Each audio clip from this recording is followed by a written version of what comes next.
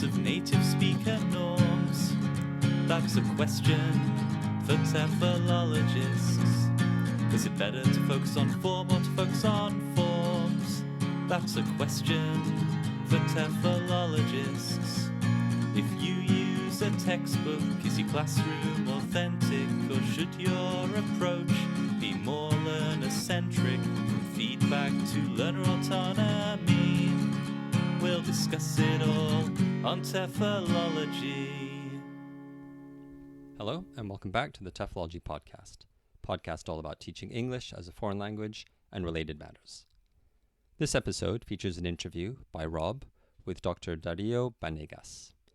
Dario is a lecturer in TESOL at the School of Education at the University of Strathclyde and a visiting lecturer at various universities in South America and Europe. In Argentina, he worked as a primary and secondary school teacher, as well as a teacher educator in MA and BA programs, and as a regional curriculum developer. Dario founded and is editor of the Argentinian Journal of Applied Linguistics, and is a member of the editorial board of Profile and the Latin American journal of CLIL. His research interests include CLIL, teaching young learners, initial English language teacher education, and professional development through action research, which is the main topic of his talk with Rob. Enjoy.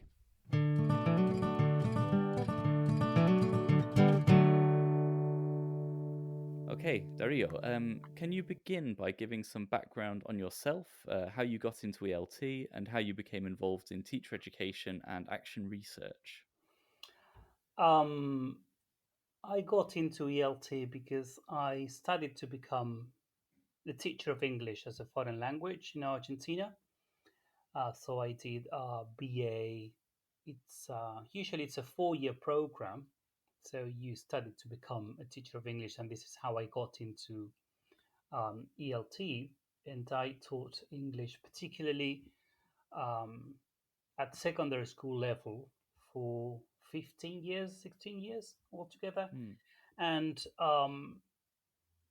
after I did my MA in ELT at Warwick, and I concentrated on initial English language teacher education, when I went back to Argentina, to Chubut, that's a province in southern Argentina, I was asked to join the Ministry of Education and become more involved in teacher education, particularly at the level of, well, 2 levels. Initial teacher education, so I would be responsible for designing with a large group of colleagues, teacher educators, to design the new curriculum for TESOL programs in the province, and then the design of the curriculum for primary and secondary school education regarding English.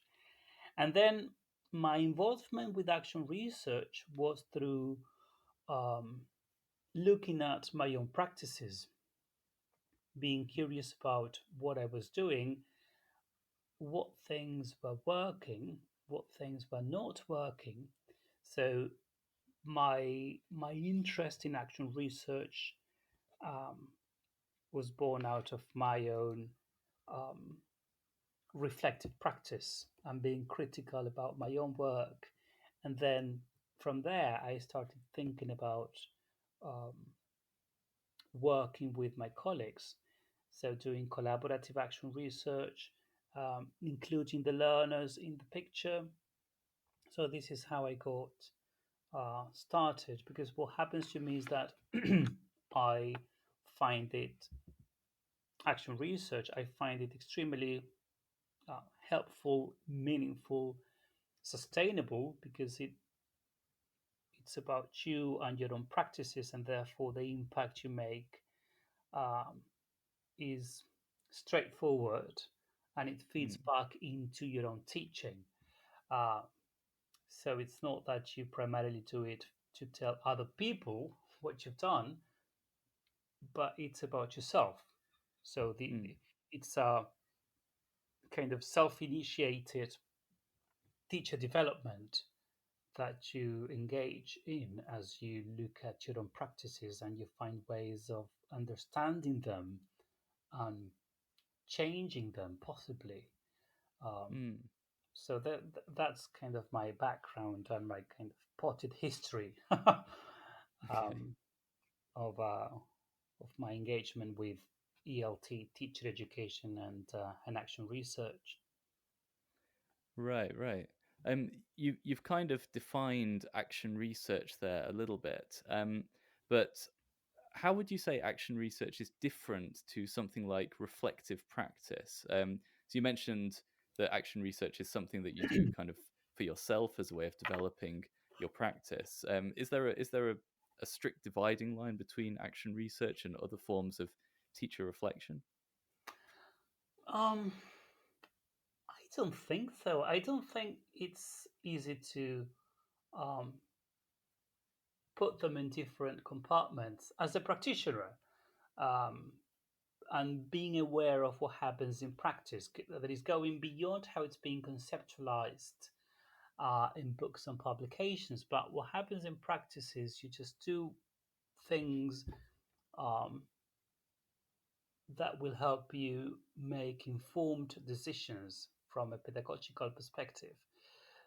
Hmm. Perhaps the usual difference might be that if you do reflective practice, perhaps it could remain at the level of description of or exploration, kind of understanding why something happens in the classroom, whereas action research has the action Hmm. intervention element in it. So I want to explore what's going on so that I make a change and assess that change.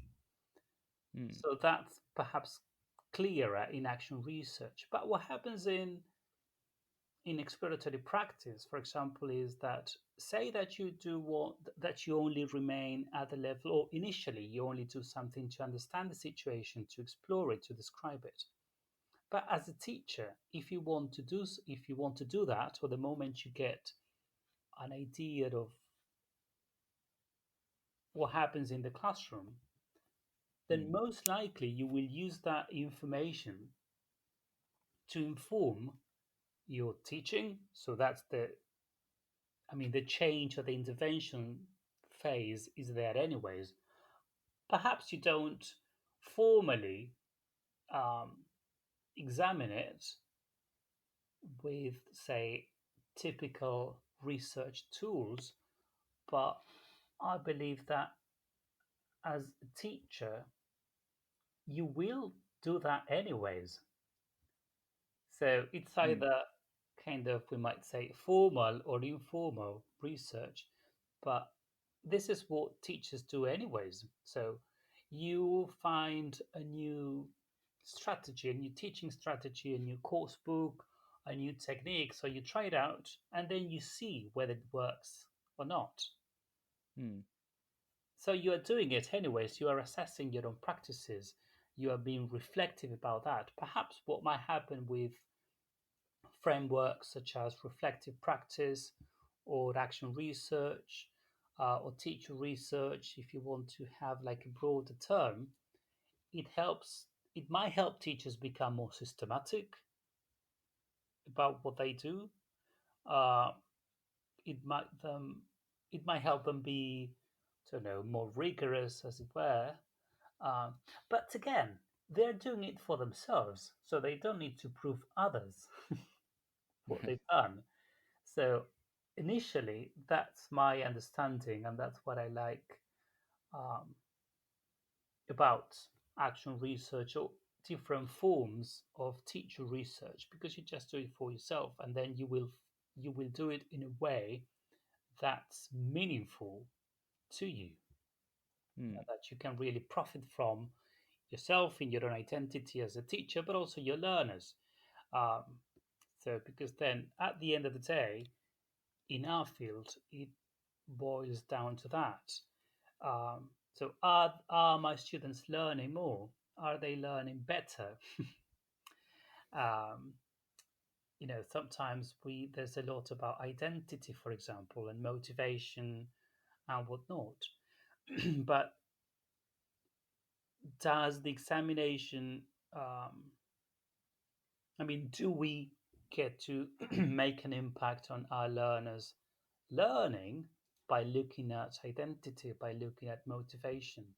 Uh, because this is again the bridge we want to build, and the impact in the classroom, the impact on our learners' um, English language proficiency, development, experiences with the language. Right, right. Um, so, well, for this interview, we're specifically thinking about action research in teacher education. Um, in a recent chapter, you start by posing a question. Student teachers, and teacher educators may ask themselves, why should we do action research? And I guess based on what you've just said, it's a way of improving practice and a way of making, classes more maybe effective or suitable for learners. Is that about right? Yeah, I think so. That is I would. Why do I do action research? And I do it because I want to improve my teaching. I want to improve myself as a practitioner. So it's about improving yourself, transforming your own teaching, becoming a better teacher, like the best version you can be of yourself, professionally wise, and then helping you teach your students, student teachers become, um, better prepared, and in ways that through action research, that is, I one of the reasons why I think we should be more engaged in action research is because it can help us um, design context responsive pedagogies or Mm, culturally responsive pedagogies. So something that's um, meaningful to us in our own contexts. And by doing action research, it's not that we are just applying a framework developed elsewhere, but we are generating knowledge, and we are um, informing our own practices by creating knowledge ourselves. So I like mm, the idea of underpinning action research, the idea of teachers as creators of knowledge. More often mm, than not, um, we still, and even today, we still find this concept that the best teacher is the one who can choose the best theory or the best approach for their lessons and make the most of them. And that's still an um, applied science model, so that the teacher as um, a technician, someone that applies a framework or a theory or an approach developed by someone else. And that's so backwards, I would say, because it continues to disempower teachers. So this is why we should be doing more action research, or at least why I continue doing it. And what I like about, say, at the level of teacher education, what I like about action research is what happens, for example, in Argentina, at least in the province where I lived for a good number of years, is that um, teacher research is a mandatory module in the TESOL programs. mm, And rather than lecturing student teachers, future teachers, on how research should be done, or what they should do in the future, we do it together. So the mm, experience comes from living, um, navigating teacher research yourself by examining my own teaching with them. So looking at something that makes us work um, as a group. I remember, mm, um, thinking about this question about why we should be doing action research. I had a bit of an argument a month ago with colleagues at a university here where um, they want their student teachers not in the TESOL department. I think it's primary education or secondary education. Can't remember now. They do practitioner inquiry. That's the term they use. Practitioner inquiry. So they train or they prepare the student teachers to develop a project, teacher practitioner inquiry project, but they never put it into practice because they don't have the time. Right. So I shared my thoughts on that. They were not that particularly welcomed, but anyways. But then the next thing was so my suggestion was: do you think that we as lecturers can do practitioner inquiry ourselves in our own modules? And most of my colleagues said, "Oh, but we don't have the time. We've got so many things to do, etc., etc." That is, those are the answers you get from practitioners. We don't even have paid time to do research. So I said to them, well, hang on a minute. Your kind of excuses or your explanations for not doing research are the very ones that you then take from a practitioner based at a secondary school. So how come you want them to do things that you don't want to do yourself? But again, it's about wanting it to do it, and this is another feature of action research that I like, or any form of teacher research. I think it makes sense when it is self-initiated, because well, that's the raison d'être, anyways, of action research. When it is self-initiated, it's self-motivated, it's bottom up. The moment um, it is imposed on teachers, well, that stops being action research or any form of teacher research. Sorry, I got carried away now, but I've just realized that's the Latino in me. No problem at all. I was wondering, one criticism that I've often heard made of action research is that although it's meant to be kind of self-initiated by teachers, as you said, it is quite often initiated by researchers. Teachers Yeah. often don't organically do it. To what extent do you think that's true?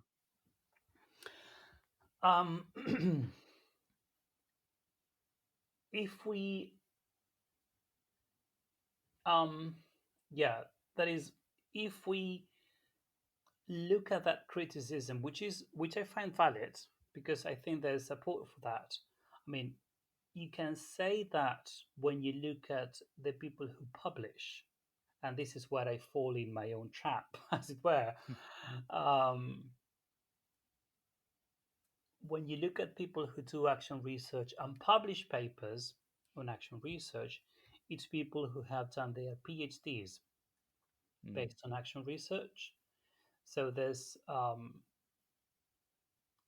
another motivation, I would say, to do action research. Of course, you do it in your own teaching, but again, your preparation is different, or your motivations are different, because then you will become a doctor, or you would get a higher degree, anyways. So I think it is true, and in many cases, it is this version of like collaborative action research or technical action research, where maybe teachers, or it's either a university-based academic who has a particular interest and issue, or it could be because that has happened to me, where practitioners um, approach me with kind of a practice-driven issue they want to explore, and I kind of support them by providing them with a framework to follow. Well, not to follow, but with support, whatever that means, in the broadest possible sense, I would say. And um, this is what happens. This is what happens because I wonder, I don't know much, but I wonder, the number of people who have been like trained or prepared to do action research, like formally or informally, the number of them who actually engage in action research um, without the necessary publication Mm. that might come out of that, or a presentation at a conference or something more informal. Um, but that happens. That happens. I think it is true. Perhaps we may want to encourage people to do action research, to provide them with tools, but then let them choose their own path and let them do whatever they want with what comes out of their own studies. And this is, for example, one thing I like about um, exploratory action research and how it's been put in paper, as it were, by Richard Smith and Paula Rebolledo, because they have created these publications that you feel that when you read them, they are talking to teachers, to practitioners who may not have an interest in a PhD or in um, becoming part of academia, but they want to make changes in their own teaching. So the way in which they are introduced to research in their own practices is more um, realistic, so to speak, Mm. more context again, more context responsive. Um, so that's something that I like. But again, sometimes it's hard um, to distinguish between different identities, like professional identities, because of course it's true that you might have a PhD, but you are still teaching, Mm. uh, either EFL or ESL, or you are training future teachers, or you are preparing. I don't like the word training. You are preparing future teachers, so you are still engaged in teaching. It's a different kind of teaching, of course, but you are still reflecting and reflecting on your own practices and looking at ways in which you could improve them and you could feel Mm. better with what you are kind of delivering. Did I answer your question? I Just think so. wondering. Yeah, Yeah. yeah. Good. Um, so you were talking earlier about teachers as knowledge creators. I was wondering, maybe from your research, could you give some examples of newly created knowledge from teachers? Obviously, it's going to be very contextually based, but maybe just some concrete examples to help our listeners sort of understand the kind of benefits that can come out of action research for teachers.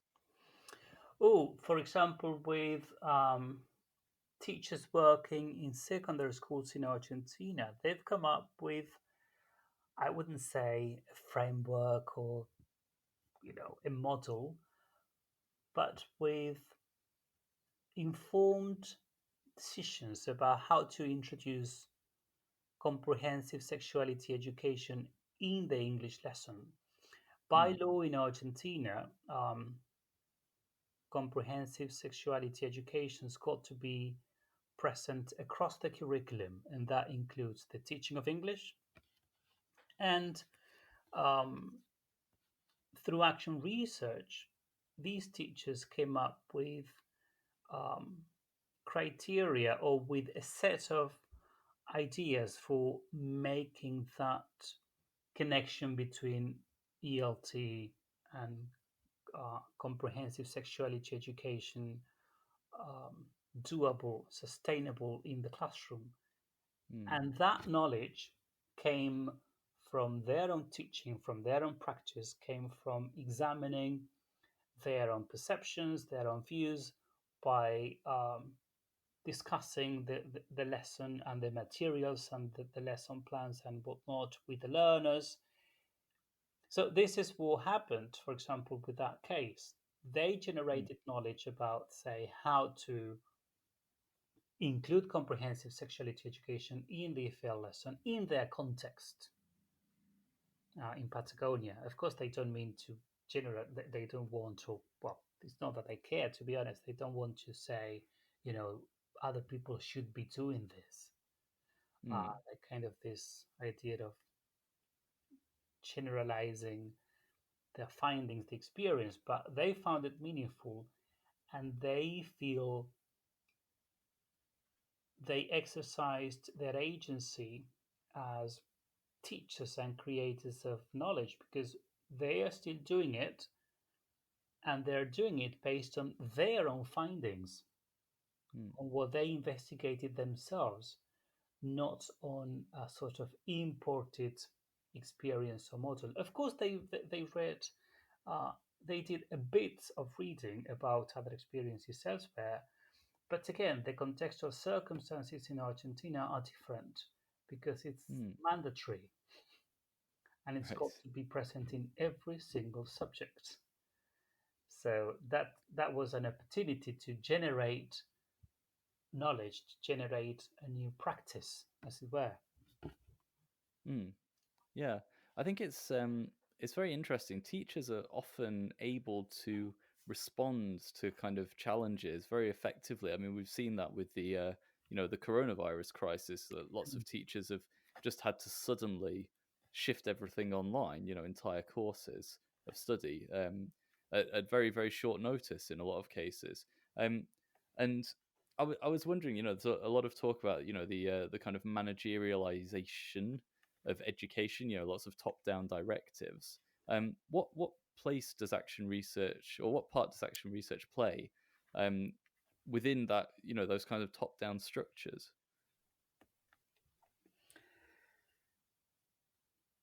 I think it's got to do with listening to teachers, to practitioners, um, because when you've got, well, now it's sort of an emergency online teaching or situation that none of us, we were not prepared for a pandemic, Mhm. um, and we won't be prepared for a future pandemic either. Um,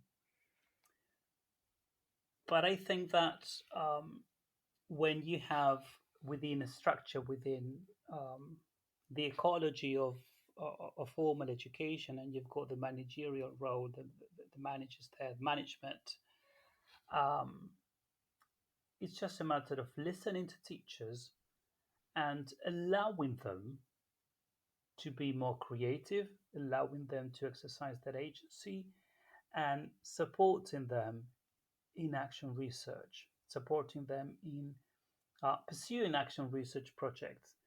Uh, and based on what teachers find about themselves and about their learners, then all that knowledge could inform the curriculum, could inform curriculum change. Because this is sometimes again like the paradox.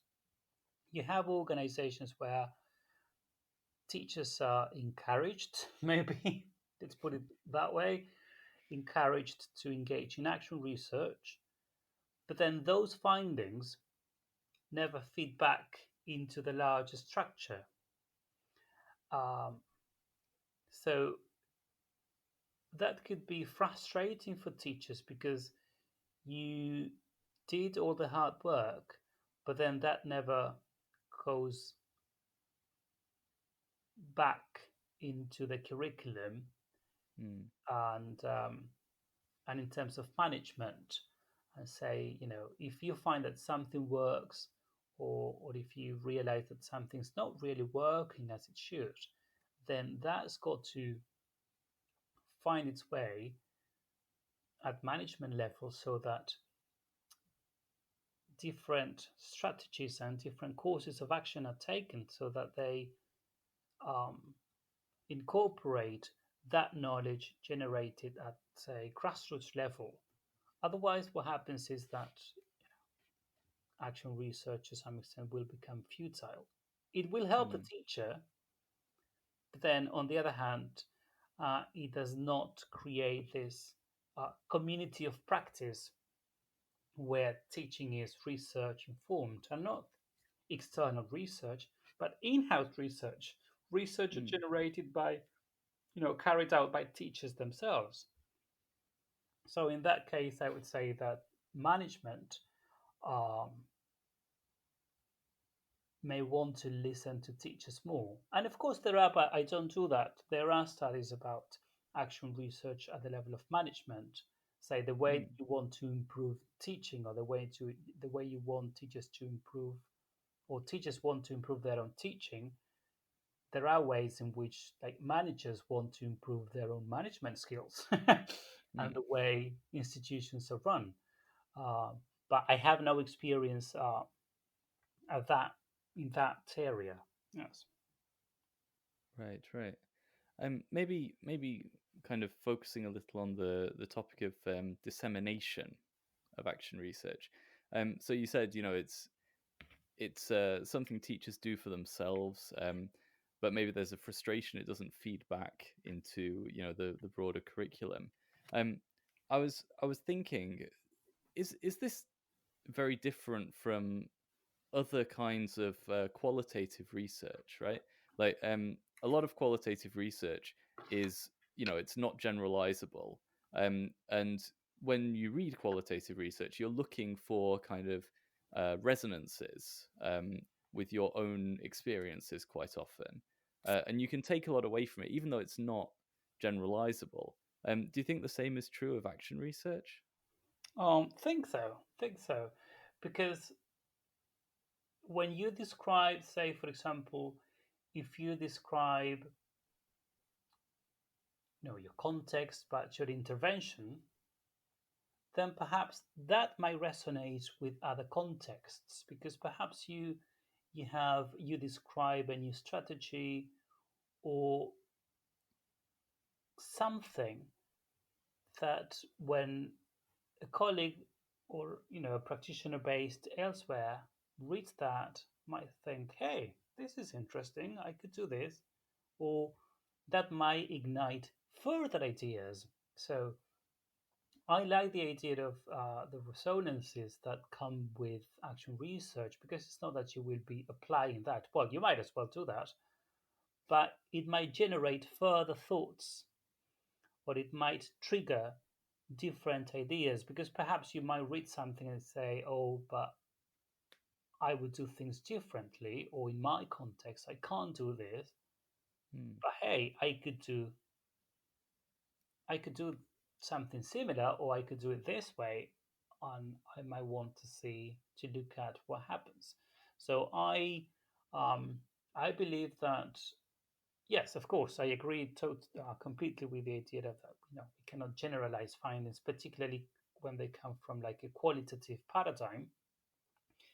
But it might invite teachers to reflect, to come up with ideas to challenge um, the publication or the way of dissemination. And talking about dissemination, there are like so many ways these days that we can use to share our findings, like to tell your story, not because you want, like we said before, not because you want others to follow you, Hmm. but because you say, this is an example, or this might be an example of good practice rather than best practice, of good practice. This is what worked for me, and I want to share it. And by sharing, these days we have, of course, the typical academic paper, but you can have a podcast. You could have your own YouTube channel. You could do something like your own blog, or I do, and you don't need to share it with the world. You could share it with your teachers, with your fellow teachers, your context, uh, kind of a small conference, a workshop, a presentation, or through your local teacher association, a newsletter. I mean, there are so many ways now, and particularly more like multimodal um, ways in which we could disseminate our findings, or our stories, we could say, teaching stories, Hmm. um, that might, that you may want to help other teachers think about what they are doing. Or they can contact you and say, I found your idea interesting because blah, blah, blah, or I followed your idea, but I made such and such changes. Um, and this is what happened. And again, you kind Hmm. of create a community of practice where people talk about their own experiences and their own teaching. Right. Um, I was wondering about in terms of sharing stories. Um, what's what's the role of failure in um, in action research? Because quite often when people share their stories, they're telling you, Success. I tried this, and Yeah. yeah, and it worked, right? And you can get the impression that everyone is doing brilliant things, brilliant interventions that work all the time. But of course, a lot of what we try doesn't work, right? It fails. Do you think there would be benefit in teachers sharing those kinds of stories as well? Absolutely, because it makes it, I mean, this is what happens in practice. And this is what you never get in, say, a traditional research paper, because, like, all the research that we produce is like a history of all these successes. And of course, as a reader, you only get to see the good bits of your study. Mm, Um, we usually acknowledge a couple of limitations, but they're just for the sake of getting papers accepted. I'm being critical, of course, of our own work, but I think it would make more sense to share the failures as well and say, and this is one thing I like about action research, perhaps not written out in the way that normally papers will accept. Say, we did cycle one, we tried out these different strategies. Three of them worked because of XYZ. These others, these other strategies didn't work because of, don't know. But then you mm, tell people, and that's more of a realistic, balanced account of what happened in practice. mm, And then that gives teachers, I would say, like fellow practitioners, more of a, perhaps that might motivate them more because you say, hey, well, this is someone telling us what did work, but also what didn't work. mm, And that shows you as a much more, I would say, honest, transparent, reflective practitioner, where you also acknowledge your failures. Otherwise, yes, it's usually, if you read the paper, they're all, I mean, they don't exist. They've right. been deleted altogether.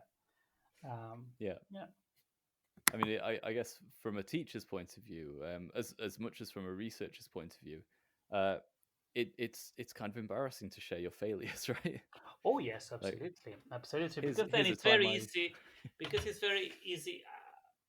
I mean, I'm not walking my own talk, my own talk, I must say, because typically you don't want to lose face in front of colleagues. So imagine that you say, well, we did this and it didn't work. Probably people might say, but of all things in this world, why did you do it that way? Because again, we might be very quick at like passing judgment. Um, but again, this is what happens in practice. Sometimes we make informed decisions based on a number of factors. Some other times we just kind of follow our experience or conceptions, misconceptions, whatever it is that we might draw on. And but I think we've got to be able to acknowledge those failures because they do happen, even if we don't want to share them with other people, and that's fine. But failures will help us move forward because if everything is a success and to some extent everything has been pretty much said and done, why are we still doing more research? um, so there's an element there of failure that you know, um, keeps us moving and expanding the horizon or getting to move the horizon further. Um, and that's but I find that motivating and challenging in a positive way. Mm. Yeah, yeah. I think as a young teacher, it was always very intimidating. Reading about all the success stories and then going into the classroom and everything fell apart. So it would be nice to read about people, Yeah, uh, absolutely. failing with things. This is what happens, and it happened to me um, this year. One of the lectures that I had to deliver here at Strathclyde, I was so happy with my lecture, my presentation, my PowerPoint, blah blah blah. And when I started delivering it, when you get that feeling of, hey, this is going nowhere, I'm losing it, and I was concerned about that because I wasn't enjoying it. I was sure that my students could tell that, could read my mind saying, yeah, this is not what he had in mind.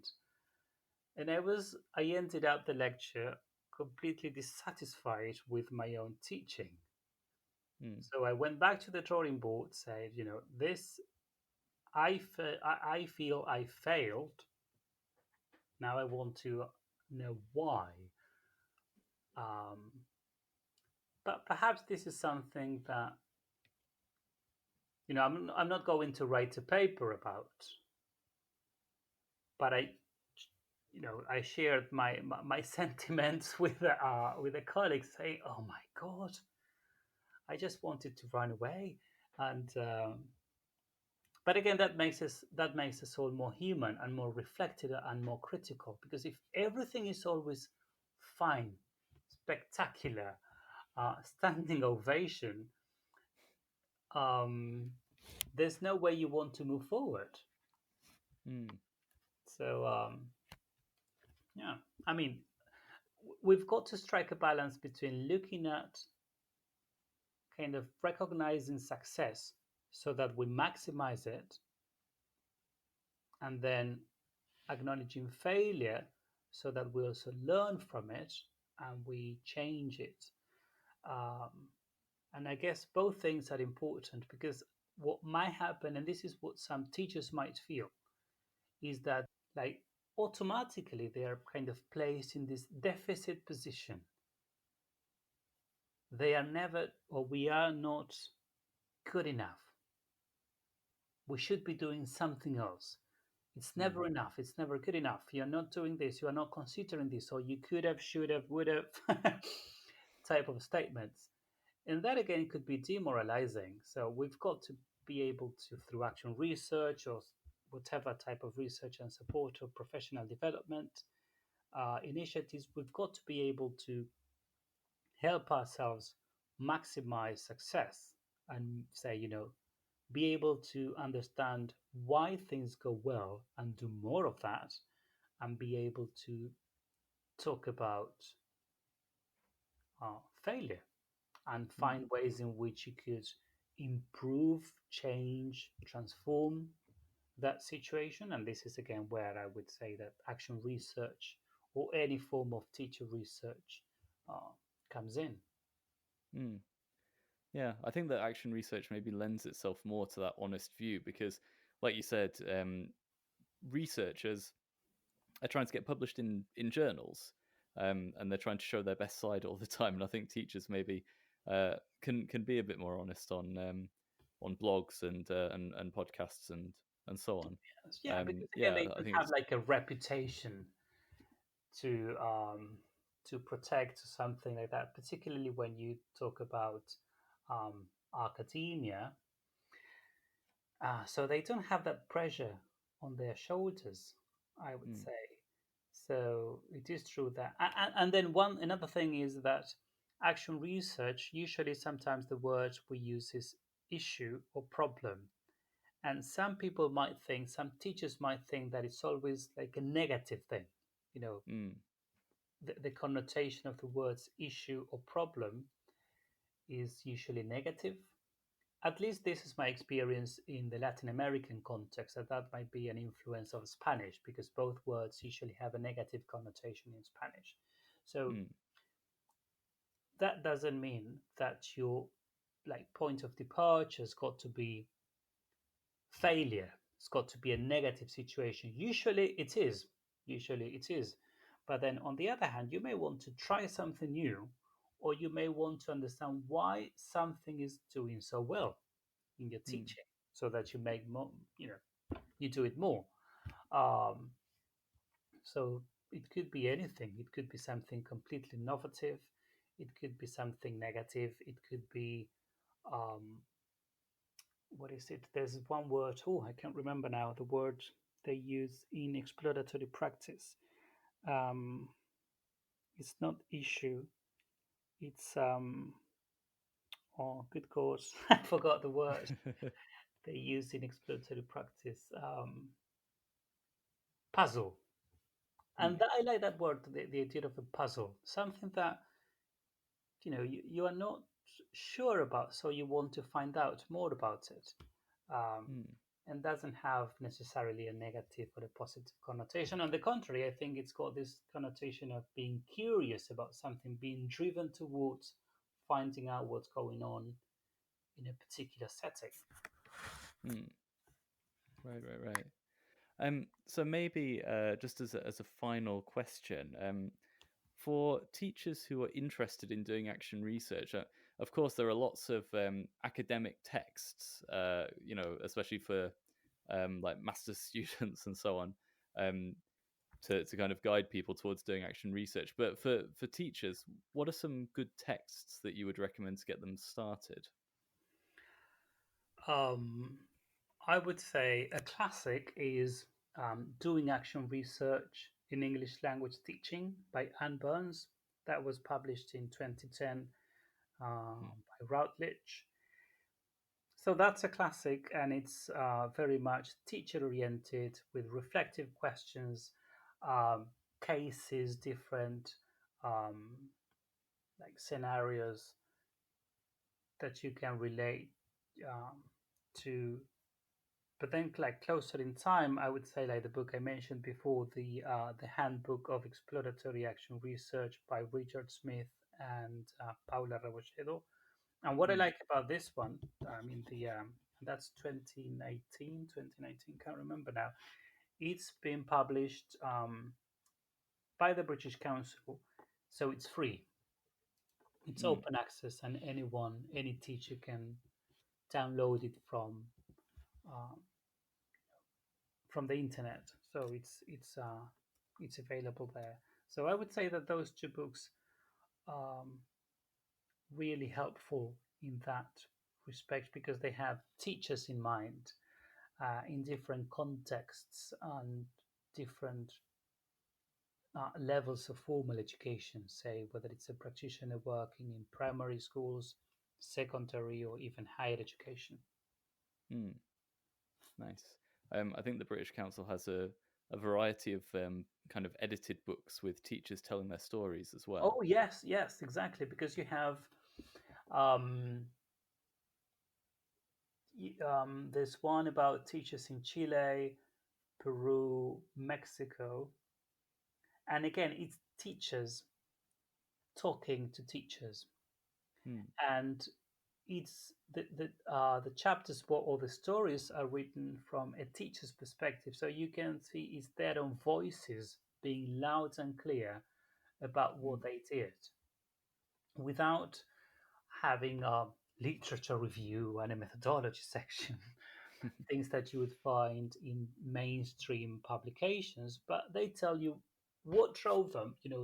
They tell you like it's an accurate, honest account of what happened in practice. Mm. Yeah. I Well, I like think we that. can. Yes, and I there's think. also something similar with in Turkey. It's Anne Burns, Kenan Dikilitas, um, Mark Wyatt, some I can't remember who else.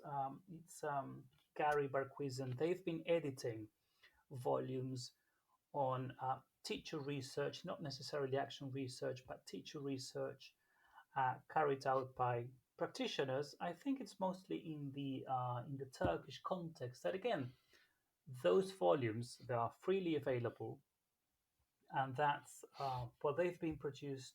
They've been edited by published, sorry, by IATEFL and the Research SIG, And again, they are honest. I find them like honest accounts of teachers doing research. And those are, for example, books that I usually, that I used to, because I don't teach those modules anymore, that I used to ask my student teachers to read back in Argentina, because they were um, like similar to their own realities. Those stories were similar, or the context or the circumstances in which those studies were carried out were very similar to their own contexts in Argentina.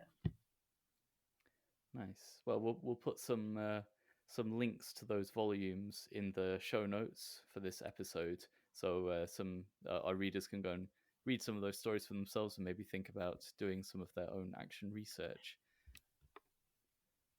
Good. Yeah. Okay. That would be lovely. All right. Well, thank you very much for speaking to me today and for agreeing to be on the podcast. Well, thank you, Robert. Thank you for the invitation.